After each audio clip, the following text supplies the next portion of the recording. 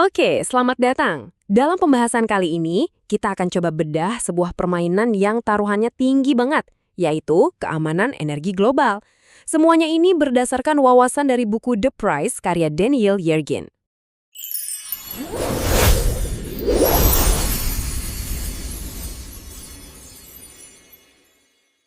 Nah, coba kita rasapi ide kuat ini. Ternyata, konflik-konflik besar di dunia itu seringkali punya hadiah tersembunyi, yaitu kendali atas sumber energi. Jadi, pertanyaan besarnya adalah, gimana sih cara negara-negara mengamankan energi yang jadi bahan bakar ekonomi dan militer mereka? Yuk kita bedah aturan mainnya. Keamanan energi itu bukan cuma soal punya sumber daya ya, tapi yang lebih penting adalah gimana cara menjamin akses terhadapnya. Dan ternyata, negara-negara itu udah punya semacam buku panduan untuk melakukan hal itu. Menurut sumber yang kita bahas, upaya untuk mengamankan energi ini bisa dipecah jadi 3 strategi utama yang udah membentuk sejarah dunia. Kita mulai dari yang paling blak-blakan dulu. Oke, strategi pertama ini bisa dibilang paling to the point. Ya, pakai kekuatan militer buat merebut atau mengamankan sumber daya energi. Contohnya nih, Jerman di era Nazi. Mereka kan nggak punya minyak sendiri, jadi mereka mengembangkan teknologi buat mengubah batu bara jadi bahan bakar sintetis.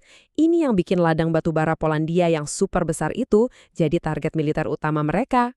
Nah, kasus lain yang menarik banget adalah jalan menuju Pearl Harbor. Bayangin ya, di tahun 1940, 80% minyak Jepang itu disuplai sama Amerika. Tapi setahun kemudian, tiba-tiba Amerika memberlakukan embargo minyak. Jepang jadi kelimpungan kan? Ujung-ujungnya mereka menyerang Pearl Harbor buat buka jalan menguasai ladang-ladang minyak di Asia Tenggara. Nah, setelah Perang Dunia Kedua selesai, muncul strategi yang lebih licin, yaitu menggunakan kekuatan dan pengaruh politik buat mengendalikan energi. Dan ternyata, strategi politik ini juga punya jurusnya sendiri. Ada 4 taktik utama yang sering banget kita lihat dipakai berulang kali dalam sejarah. Pertama, soal kontrol volume. Contoh paling klasiknya ya hubungan Amerika sama Arab Saudi.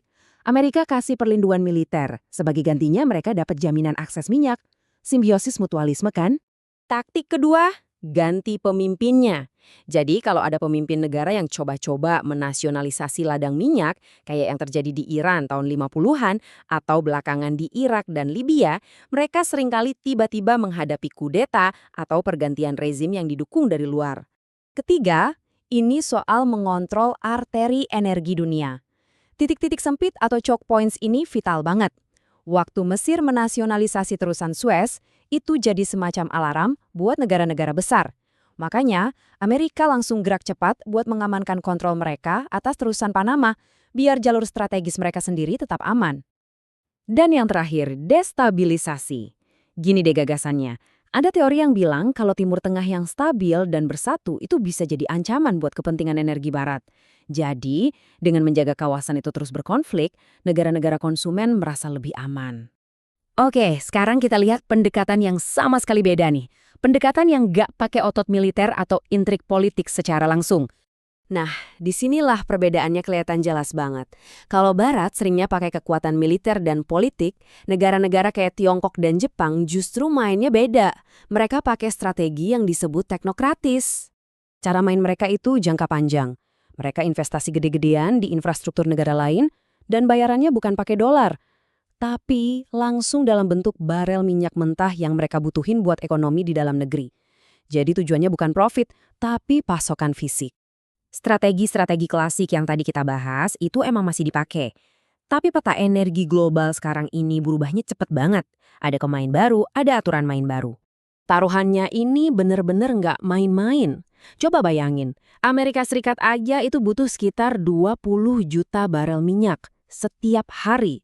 Angka sebesar ini jelas banget jadi pendorong utama di balik setiap keputusan strategis mereka. Nah, di sini nih kita lihat gimana strategi teknokratis itu dipakai di zaman modern. Yang paling menarik adalah munculnya petroyuan. Tiongkok misalnya bikin kesepakatan dengan Iran, minyak ditukar infrastruktur. Pembayarannya pakai sistem mereka sendiri, sama sekali nggak lewat sistem dolar Amerika dan di luar pengawasan AS. Terus gimana soal energi terbarukan? Apa itu solusinya? Menurut sumber yang kita bahas, kita nggak seharusnya melihat ini sebagai perang antara energi fosil dan terbarukan. Kenapa? Karena bahan bakar fosil itu krusial banget buat petrokimia, bahan dasar kehidupan modern kita, mulai dari plastik sampai obat-obatan. Dan untuk saat ini, energi terbarukan belum bisa menggantikan itu. Semua ini akhirnya meninggalkan kita dengan satu pertanyaan besar ya.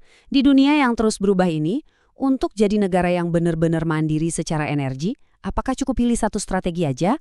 Atau jangan-jangan mereka harus bisa menguasai ketiganya sekaligus, jadi jagoan militer, ahli catur politik, dan negosiator ulung di bidang ekonomi?